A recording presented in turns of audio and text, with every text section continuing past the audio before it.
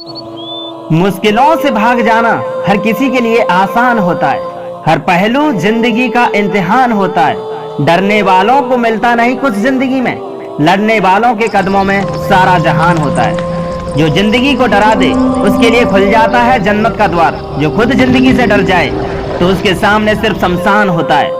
अब आएगा खेल का असली मजा।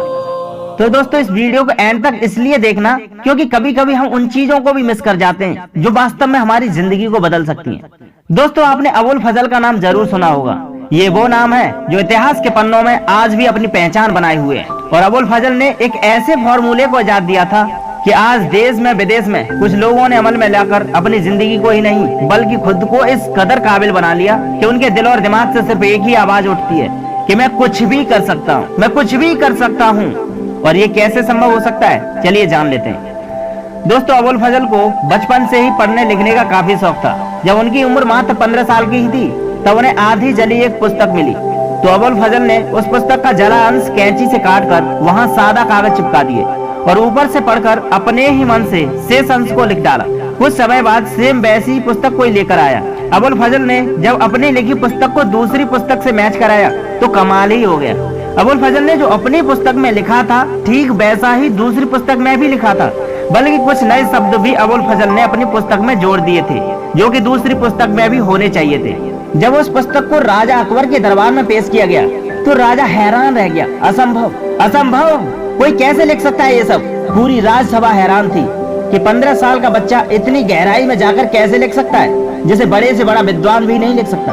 और फिर एक दिन राजा अकबर ने अबुल फजल को अपने नवरत्नों में शामिल कर लिया। जब राजा ने पूछा कि बेटे तुम ये सब कैसे लिख पाए, तो अबुल फजल ने बड़ी ही विनम्रता के साथ बताया कि मैं चाहे कितनी भी बुरी परिस्थिति से क्यों न गुजर जाऊं, लेकिन प्रतिदिन पढ़ना मेरा शौक है। प्रतिदिन पढ़ने से क्या होता है ये शायद ही कोई जानता है। और इसमें उम्र का कोई मतलब नहीं होता कि आपकी उम्र क्या है, इससे कोई फर्क नहीं पड़ता। लेकिन साथ ही मुझे एक शौक और भी है। वो क्या है पुत्र? यही कि मैं ध्यान करने के साथ साथ अपने पूरे दिन का विश्लेषण करता हूँ। अर्थात मैं सुबह उठने से लेकर शाम को सो जाने तक के समय को सोने से पहले याद करता हूँ, क्योंकि गुजरे दिन को याद करने से हमारे मस्तिष्क के ब्लॉक पार्ट्स ओपन हो जाते हैं। सोचने समझने व डिसीजन लेने की सामर्थ्य शक्ति बढ़ जाती है। ऑब्जर्वेशन पावर के साथ साथ हमारी याददाश्त भी तीव्रता से बढ़ने लगती है, क्योंकि ईश्वर ने जब सृष्टि की रचना की थी तब उसने अनंत जीव जंतुओं को बनाया। उसमें कुछ अजीब से प्राणी, कुछ अलग और अद्भुत से जोड़े भी बनाए और सबके सब में एक विशेषता भी डाली। तब उसने अपनी दिव्य शक्तियों से एक ऐसी विलक्षण चीज की रचना की जिसमें पूरे ब्रह्मांड को समझने की क्षमता हो, जो अपनी इच्छा अनुसार कुछ भी संभव कर सके। तब उसने असीमित क्षमताओं को धारण करने वाले मानव मस्तिष्क को बनाया, जो अपने मस्तिष्क का सही उपयोग करके ब्रह्मांड ज्ञान संपन्न बन सकता है, भगवान बुद्ध की तरह। लेकिन पुत्र तुमने ये सब ज्ञान कहाँ से हासिल किया? तब उसने बताया वेद पुराणों से।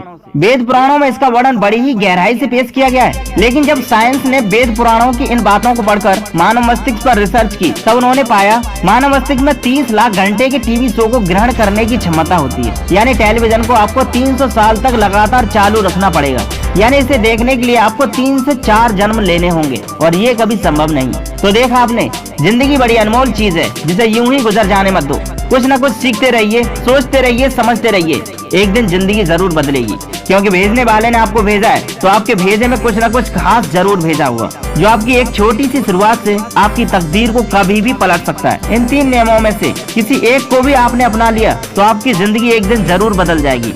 और ये कोई मजाक नहीं, एक सत्य तथ्य है जो सदियों से अब तक छुपा नहीं। तो थैंक यू दोस्तों, इस वीडियो को लाइक एंड सब्सक्राइब करके बेल आइकन की घंटी जरूर प्रेस कर देना ताकि नेक्स्ट वीडियो का अपडेट आपको मिलती रहे। Thank you.